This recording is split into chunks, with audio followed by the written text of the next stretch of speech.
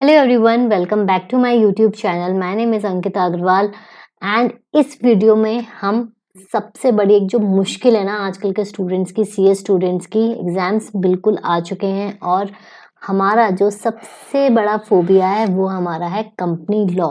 Yes, company law लेकर पता नहीं बच्चों के अंदर बहुत बड़ा ही फोबिया है कि यार सबसे टफ सब्जेक्ट है और इसको पढ़ने में तो भाई तोते उड़ जाते हैं। ठीक है, तो और अगर हम किसी तरीके से इसको याद भी कर लें तो हाउ शुड वी रिटेन, मतलब हम एग्जाम में जाके बिल्कुल ब्लैंक हो जाते हैं, हमें याद नहीं रहता। तो आज मैं आपको दो तीन चीजें इसमें बताऊंगी। अब देखो एग्जाम्स आ चुके हैं, हम सारा सिलेबस कवर नहीं कर सकते हैं। हम अब क्या कर सकते हैं, हम जो हमारे इम्पोर्टेंट चैप्टर्स हैं, क्या एक सीक्वेंसिंग होनी चाहिए, एक प्रोसीजर फॉलो करना चाहिए ताकि हम ज़्यादा से ज़्यादा रिटेन कर पाएँ। ठीक है, हम इससे क्या करेंगे, जल्दी रिवाइज कर पाएंगे इन शॉर्ट टाइम और आपको इस तरीके से चीज़ें करनी है। तो स्टार्ट करते हैं वीडियो को। प्लीज़ इस वीडियो को जितना हो सके शेयर करना, लाइक करना और प्लीज़ डू सब्सक्राइब बिकॉज आज जैसे मैं आपको कंपनी लॉ का बता रही हूँ, जैसे आपके एग्जाम शुरू होंगे तो 19th को आपके पास स्ट्रेटेजी आएगी JIGL की, 21, 23 ऐसे सो ऑन। आपका जो फर्स्ट ग्रुप है उसकी स्ट्रेटेजीज आएगी, 1.5 डेज स्ट्रेटेजी, 2.5 डेज स्ट्रेटेजी, पूरा कि आपको किस दिन क्या पढ़ना है उसके साथ। ठीक है, अब हम स्टार्ट करते हैं वीडियो। देखो सबसे पहले तो आपको क्लैरिटी होनी चाहिए। पार्ट ए आपका 50 मार्क्स का है, पार्ट बी आपका 40 मार्क्स का है एंड पार्ट सी आपका 10 मार्क्स का है। ठीक है, अब आपको किस तरीके से आपके कौन से इंपॉर्टेंट चैप्टर्स हैं जो आपको फोकस करना है और इसमें भी कौन से चैप्टर्स में से आपके शॉर्ट क्वेश्चंस, लॉन्ग क्वेश्चंस, ये हम सब डिस्कस करेंगे। ठीक है, देखो सबसे पहले आपके इंपॉर्टेंट चैप्टर्स क्या हैं। चैप्टर नंबर 2, 3, 4, 5, 6, 7, बेसिकली ये जो चैप्टर्स हैं ये आपके हो गए शेयर शेयर कैपिटल, मेंबरशिप वाला जो है आपका, और डेट, डिपॉजिट, डिविडेंड, चार्जेस, ये सारे चैप्टर्स आपके छोटे छोटे चैप्टर्स हैं। ठीक है, ये इंपॉर्टेंट है। इसमें से क्या होता है, बहुत सारे क्वेश्चंस फ्रेम होते हैं। जैसे एक आपके शॉर्ट क्वेश्चंस आ सकते हैं, डायरेक्ट क्वेश्चंस आ सकते हैं, डिफरेंस बिटवीन आ सकता है, तो इस टाइप के क्वेश्चंस आ सकते हैं इन चैप्टर्स में से। तो ये चैप्टर्स आपको बिल्कुल भी स्किप नहीं करने हैं। ठीक है, XBRL आपका एक टॉपिक है जिसमें से शॉर्ट नोट आ सकता है। शॉर्ट क्वेश्चन से मेरा मतलब है शॉर्ट नोट्स। शॉर्ट नोट्स का आपका एक क्वेश्चन होता है, वो आपका आ सकता है। ठीक है, फिर पार्ट सी में से जो आपका चैप्टर है कंपनी सेक्रेटरी और सेक्रेटरियल स्टैंडर्ड बोर्ड्स, इसमें से आपके शॉर्ट क्वेश्चंस आ सकते हैं जो आपका इस पार्ट सी में है। ठीक है, तो आपको इस तरीके से फोकस करना है।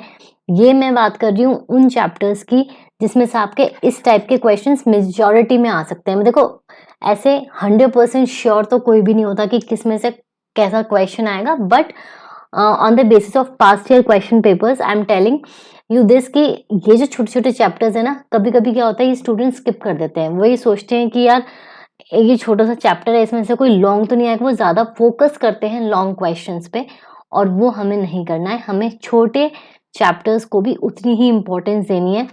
ठीक है, नाउ अब आपके जो नेक्स्ट इंपॉर्टेंट चैप्टर्स हैं, देखो पार्ट ए में आपके जो रिमेनिंग है वो है 8, 9, 10, 12।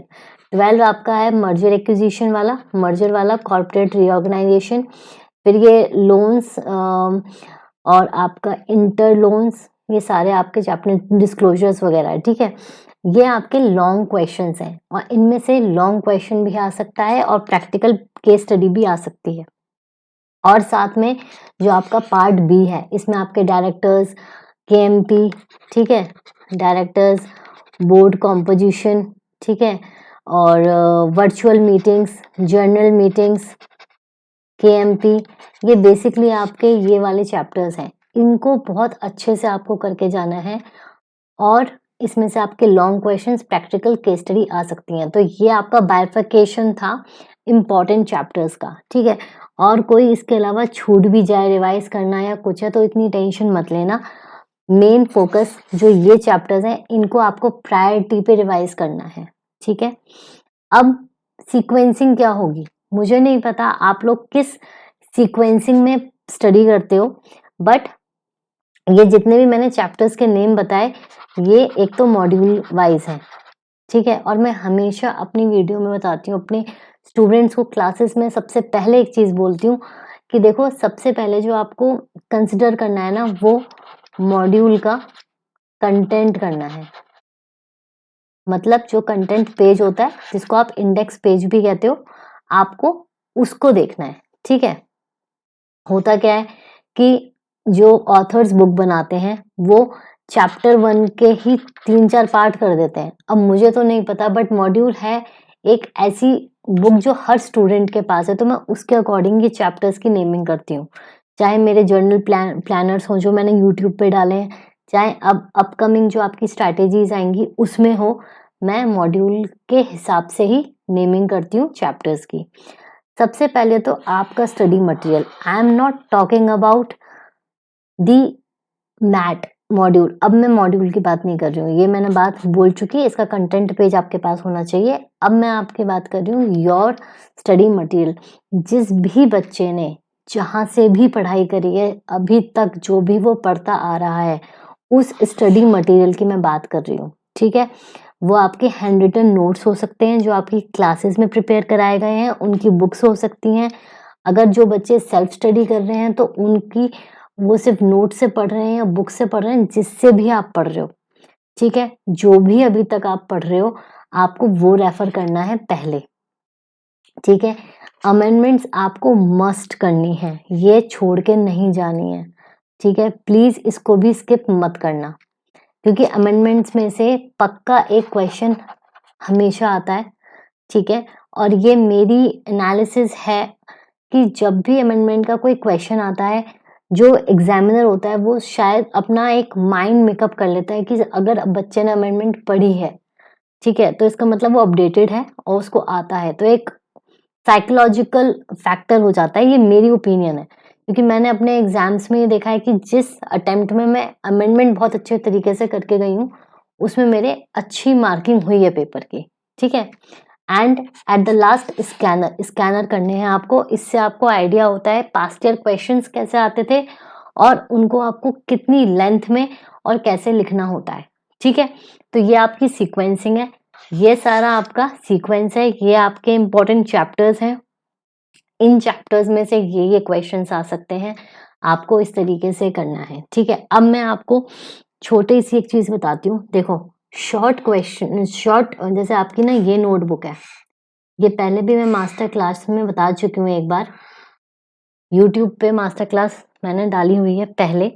तो अगर आपको डिटेल देखना है तो आप वो वीडियो जाके देख सकते हो। मैं अभी मतलब डिस्क्रिप्शन में लिंक भी होगा, आप चेक कर लेना। देखो शॉर्ट क्वेश्चंस, अगर जैसे ये आपका एक पेज है साइड की 1 2, ठीक है। सबसे पहले तो शॉर्ट क्वेश्चंस की बात करते हैं, स्टार्टिंग से लेके चलते हैं। शॉर्ट क्वेश्चन आपका होगा 3 या 5 मार्क्स का। 3 में आपको इतना करना है, 4 में आपको इतना करना है, ठीक है। मैं मार्किंग कर देती हूँ एक मिनट नेक्स्ट पेन से। अगर 3 मार्क्स का क्वेश्चन है तो आपको इतना लिखना है, मतलब हाफ पेज, ठीक है। अगर 4 मार्क्स का है तो आपको पूरा फुल पेज करना है, और अगर 5 मार्क्स का है तो आप क्या करोगे, ये वाला पूरा पेज और ये आपका 5 मार्क्स का होगा। कोई भी क्वेश्चन है, ठीक है, वो 3 या 4 मार्क्स का आएगा।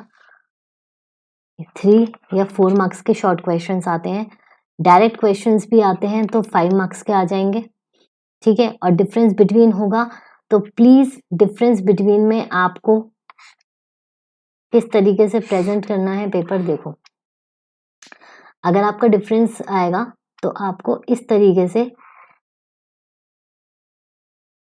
लाइन खींचनी है, यहाँ पे आपको लिखना है बेसिस ऑफ डिस्टिंक्शन, मतलब आप किस पॉइंट पे डिफरेंस क्रिएट कर रहे हो। लाइक उन दोनों चीजों के बीच में, एक्स वाई के बीच में आप मीनिंग में डिफरेंस कर रहे हो, स्कोप में डिफरेंस कर रहे हो, सेक्शन वाइज डिफरेंस कर रहे हो, क्या कर रहे हो, ठीक है।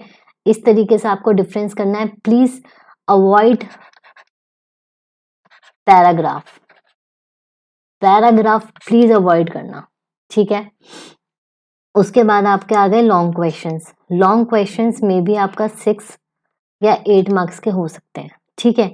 तो 6 मार्क्स के में आपको क्या करना है, 6 मार्क्स में आपको इतना लिखना है, ठीक है। और 8 मार्क्स में आपको दोनों पेजेस पूरे फुल भरने हैं। ये 8 मार्क्स का हो गया, ठीक है। 3 मार्क्स का इतना हाफ पेज, 4 मार्क्स का full page, 1.5 page for 5 marks, 6 page का थोड़ा सा छोड़ देना, 4-5 लाइन। देखो ये सारा डिपेंड करता है टाइम मैनेजमेंट पे भी, ठीक है। अब मैं अगर टाइम मैनेजमेंट का बताऊं आपको, तो हर एक पार्ट, मतलब पार्ट इंक्लूडिंग पार्ट्स, आपके 1 to 6 क्वेश्चंस होते हैं, ठीक है। हर एक क्वेश्चन को आपको 30 मिनट्स अलॉट करने हैं, including all parts, A B C 1 2 3 जितने भी पार्ट्स हो, मतलब आपको फुल ऑन एक क्वेश्चन 30 मिनट्स में कंप्लीट करना है, तभी आप पेपर कंप्लीट कर पाओगे, अदरवाइज आपका छूट जाएगा, ठीक है। और प्रैक्टिकल केस स्टडीज भी आपको इसी तरीके से सॉल्व करनी है। सबसे पहले आपको क्या बताना है, सबसे पहले आपको बताना है फैक्ट्स ऑफ द केस। जो भी केस लिखा हुआ है उसको 2 लाइन में सम अप कर दो, ये फैक्ट्स हैं। फिर प्रोविजन एक्सप्लेन करो, फिर प्रोविजन को फैक्ट से, ये एक पैरा हो गया, ये दूसरा पैरा हो गया, थर्ड पैरा आपका फैक्ट्स ऑफ द केस हो गया, प्रोविजन हो गया, थर्ड आपका आएगा कि आप उसको कंक्लूड कर रहे हो, कंक्लूड कर रहे हो, लिंक कर रहे हो, जो भी क्वेश्चन में फैक्ट था और प्रोविजन में था, ये आपके 3 पैरा होने चाहिए, ठीक है। इस तरीके से आपको सम अप करना है अपनी प्रैक्टिकल केस स्टडीज। अब प्रैक्टिकल केस स्टडीज में कभी कभी क्या होता है, आपको वो बोल देते हैं डिसाइडेड केस लॉ मेंशन करो विद डिसाइडेड केस लॉ। तो उस केस में आपको क्या करना है, देखो कोई भी ह्यूमन बीइंग इतने सारे केस स्टडीज के नाम नहीं याद कर सकता कि किसके वर्सेस क्या किस पर्टिकुलर टॉपिक से रिलेटेड है। अगर आपको याद है बहुत अच्छी बात है, बट अगर याद नहीं है, सबसे पहली चीज प्लीज मेंशन मत करना कोई भी फेक नाम, ठीक है। बहुत बच्चों को मैंने देखा है, वो क्या करते हैं, फेक वो कर लेते हैं नाम यूज, ठीक है। तो प्लीज वो मत करना, ठीक है। 1 second, let me change pen, ठीक है। तो केस स्टडी से रिलेटेड मैं आपको एक चीज बता रही हूँ, in case you don't remember the name of the case, ठीक है, then don't mention any fake name, instead you can simply write in decided case law it was held that, बस डिसाइडेड केस करके लिख देना, fake नाम mention मत करना, ठीक है। दूसरी चीज, मेरे पास काफी क्वेश्चंस आ रहे थे, डीएम आ रहे थे कि मैम हम अपनी लैंग्वेज यूज कर सकते हैं। अब देखो अपनी लैंग्वेज मतलब आप सिंपल लैंग्वेज की बात कर रहे हो, सिंपल इंग्लिश की बात कर रहे हो, yes you can use it, but make sure कि उससे जो लीगल मीनिंग है ना वो चेंज ना हो जाए। मैं बताती हूँ इसका एग्जाम्पल होता क्या है। जैसे आपने कैजुअली यूज कर लिया मे और शेल, ठीक है, आपने कहा चलो कोई बात नहीं मैं मे लगा देता हूँ, शुड लगा देता हूँ, ठीक है। मे और शेल एक लीगल टर्म्स में इतना इंपॉर्टेंट रोल प्ले करते हैं, बिकॉज मे कि आप कर भी सकते हो, लॉ आपको बोल रहा है आप पर्टिकुलर चीज कर भी सकते हो, नहीं भी कर सकते हो कंप्लाई, बट शेल मतलब आपको वो प्रोविजन कंप्लाई करना ही करना है। तो इस तरीके के आपको चीजों का ध्यान रखना है, और वो पढ़ते पढ़ते आपको अपने आप आ जाएगा, ठीक है।